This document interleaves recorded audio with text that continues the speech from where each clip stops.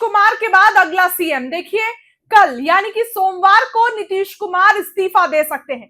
नीतीश कुमार 30 तारीख को इस्तीफा देंगे विधान परिषद से। लेकिन इसी बीच एक बड़ी खबर निकलकर सामने आ रही है। सबसे पहले तो आपको बताऊं कि नीतीश कुमार कल इस्तीफा देंगे, लेकिन उसके बाद सीएम की कुर्सी पर बने रहेंगे। लेकिन उसके बाद अगला सीएम कौन होगा, क्योंकि राज्यसभा का कार्यकाल जब शुरू होगा तो जाहिर सी बात है कि नीतीश दिल्ली जाएंगे। तो बिहार में कौन सीएम होगा, कई नामों की चर्चा चल रही है। बीजेपी के तरफ से भी कई नाम, जदयू के तरफ से भी निशांत का नाम, बीजेपी के तरफ से सम्राट चौधरी, नित्यानंद राय, कई नामों की चर्चा है। लेकिन इसी बीच बीजेपी के चाणक्य कहे जाने वाले अमित शाह ने बड़ा खुलासा कर दिया है। कौन होगा बिहार का अगला सीएम, इस पर बयान दे दिया है। बिहार के मुख्यमंत्री नीतीश कुमार ने हाल ही में राज्यसभा चुनाव जीता है। सूत्रों के मुताबिक आगामी 30 मार्च को वो यानी कि कल एमएलसी पद से इस्तीफा दे सकते हैं। इसी बीच उनके मुख्यमंत्री पद से त्याग पत्र दिए जाने की चर्चा तेज है और इसके बाद नए सीएम को लेकर भी चर्चा तेज है कि कौन होगा। बिहार के राजनीतिक गलियारों से जदयू और भाजपा दोनों तरफ से नाम चल रही है। कुछ नेता तो निशांत कुमार का नाम ले रहे हैं, जबकि भाजपा की ओर से सम्राट चौधरी, नित्यानंद राय, शहनवाज हुसैन और विजय सिन्हा का नाम चल रहा है। इन्हीं अटकलेबाजी के बीच भाजपा के वरिष्ठ नेता और देश के गृह मंत्री अमित शाह ने एक निजी चैनल से बातचीत के दौरान अपनी बात जनता के सामने रख दी है।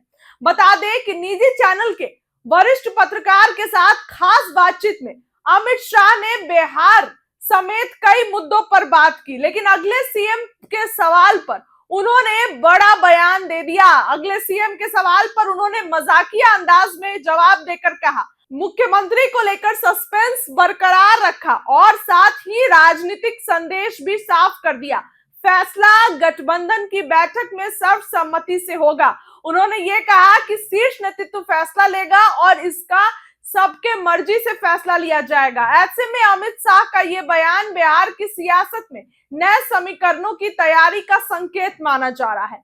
जब अमित शाह से सीधा सवाल किया गया कि इस बार बिहार का मुख्यमंत्री भाजपा का होगा, तो अमित शाह ने हंसते हुए जवाब दिया, आपने रॉन्ग नंबर डायल कर दिया है। उन्होंने कहा कि वो इतने भोले नहीं है कि इस सवाल का सीधा जवाब दे। अमित शाह ने स्पष्ट शब्दों में कहा कि मुख्यमंत्री के नाम का फैसला दोनों पार्टियां यानी कि एनडीए के साथी के साथ बैठ कर लेंगी।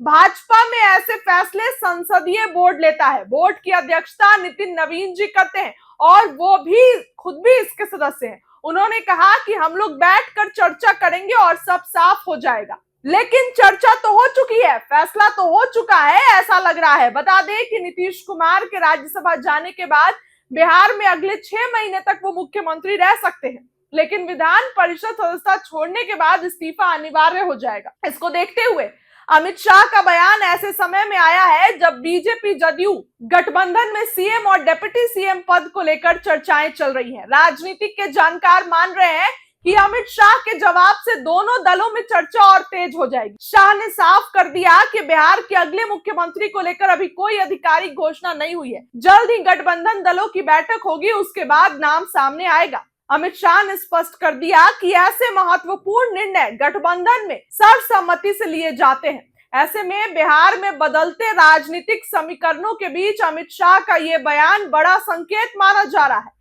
नीतीश कुमार के संभावित इस्तीफे और नए मुख्यमंत्री की तलाश के बीच अमित शाह के बयान से साफ है कि फिलहाल किसी नाम पर मुहर नहीं लगी है और फैसला गठबंधन के भीतर बातचीत के बाद ही होगा।